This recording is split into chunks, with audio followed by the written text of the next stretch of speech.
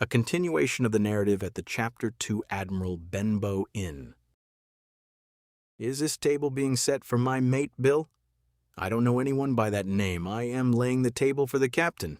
Does he have a cut on the right cheek? I nodded. That's Bill, all right. Where is he? He's gone for a walk. We'll just wait here behind the door to give him a nice surprise when he returns. How are you, Bill? Surely you recognize an old shipmate. Black Dog. Himself, old boy. Black Dog has arrived to see how his friend Billy is doing. What do you want? Let's sit down and chat, Billy. You can leave us, but keep the door open. Yes, sir, I can't hear what they're saying, but... No, I won't have it. The war of words intensified, and I soon heard a cry of pain. I saw that the man called Black Dog was bleeding and was at the door. The captain struck another blow with his knife, which missed Black Dog by a whisker as the knife was caught in the signboard. Black Dog made his escape and vanished over the edge of the hill soon. Are you hurt? The captain entered the inn angrily and asked me for some rum. Rum! I must escape this place. In my haste to fetch the rum, I tripped and fell, breaking the glass. When I finally arrived, I heard a loud crash and saw that the captain had collapsed on the floor. Mother ran down the stairs, and the two of us discovered that he was still breathing. But his face had lost its color and his eyes were shut. We didn't know what to do, and my efforts to pour rum into his mouth failed as it was closed tightly. We heaved a sigh of relief as Dr. Livesey entered the room to see my father. Is he wounded badly, doctor? Bah! He's no more wounded than you or I. He instructed my mother to go upstairs but not reveal anything to my father. Bah! He's no more wounded than you or I. Jim, get me a basin. I must try and save this useless fellow's life. The doctor had ripped open the captain's sleeve as I returned. There were several tattoos on the captain's arm. I held the basin as the doctor opened a vein with his lancet to inspect the captain's blood. Where's Black Dog? There are no black dogs here.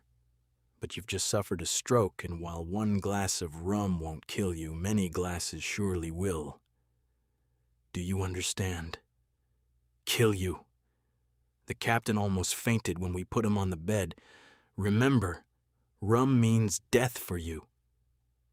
Then he left the room to see my father, taking me with him. Chapter 3, The Black Spot. Atman. I went to the captain's room with some refreshments and medicines and found him in a weak state, but terribly excited. You're the only one in this place who's useful, Jim. Will you please fetch me some rum now? He pleaded. But the doctor... Ha! He exclaimed. What does that doctor know about the ways of sailors? My rum is my meat and drink, and I'll surely die if I don't get it. Then you and that doctor shall be blamed for my death, Jim. That doctor's nothing but a fool. Besides, didn't he say that one glass would do me no harm? I haven't had a drop of rum today. I shall give you a golden guinea, boy. Just get me some rum. I don't want your money except what you owe us, I replied. But I shall get you just one glass of rum. He drank the rum greedily as I fetched it. I surely feel better now. Now tell me, how long do I have to lie on this bed? A week! Thunder! A week? Impossible! He grabbed my shoulder for support and got up from the bed. Then he decided to lie down again as his legs were shaking. Did you see that seafaring man today? Who, Black Dog? Aye, he's tipped me with the black spot. They want the sea chest that old Flint gave me at Savannah before he died. I was Flint's first mate, but what is the black spot? They are summons. He fell asleep after I gave him his medicines, and I made up my mind to tell the doctor everything. But I couldn't do so as my father died suddenly back east, and I was so busy that everything else took a back seat.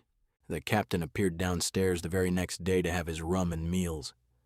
On the night before my father's funeral, he was drunk and singing his old sea song again. But none of us reacted as he had grown weaker, and we feared that he would die. 15 men on the dead man's chest, yo-ho-ho, and a bottle of rum. Furthermore, the doctor had also left for a visit.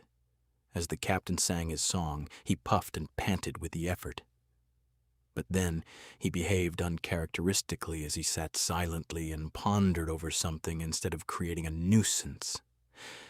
The day after Father's funeral, I noticed a man limp across the road at 3 in the afternoon. He was blind, and a green shade covered his face. He was clad in a hooded sea cloak that was torn and tattered. Will someone be kind enough to guide this poor blind man and tell him where he is? My good man, you are at the inn called Admiral Benbow in Black Hill Cove. Will you be kind enough to guide me inside? Held on to me firmly. With a quick motion of his arm, he pulled me toward him and kept me close. Now, lad, he said quietly near my ear, take me to the captain. Take me to him, boy, the blind man said. When he can see me, call out, here's your friend Bill. I did as he asked. I opened the parlor door and called out the words, here's your friend Bill. The captain looked up at us, his face turning pale. He tried to rise, but couldn't quite manage it. Stay where you are, Bill, the blind man said calmly. I may not be able to see, but I can hear everything. So don't move.